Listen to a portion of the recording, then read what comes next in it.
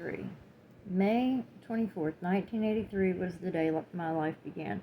I was born during a time when major events were happening all around the world. According to the People's History, the first major event was the TV show Fraggle Rocks, debuted on HBO in January. The second was the release of the Cabbage Patch dolls that were sold in shops and are still successful today.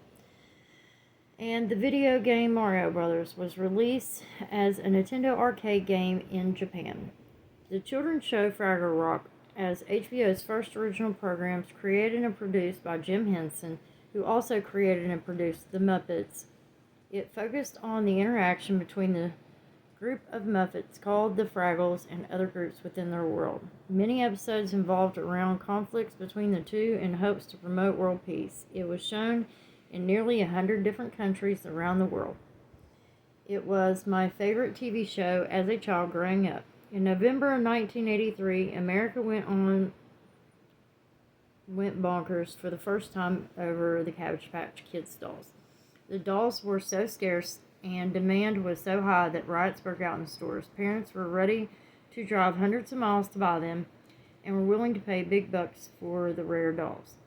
They were selling for $21 at first, then jumped to $50 in a matter of days after their release. The dolls came with a certified official-looking document that came with them saying that you had adopted them. Later on, they came up with the Garbage Pail Kids, which made weird and unusual trading cards that are rare today and are worth a pretty penny still to this day. The video game Mario Brothers, oh my gosh, was first released as a Nintendo arcade game in Japan in July of 1983. The designers also made the games Legend of Zelda, Donkey Kong, Meteorite, and The Paperboy. The game was not initially successful because at the first time of its release, the video game industry was going through a crash.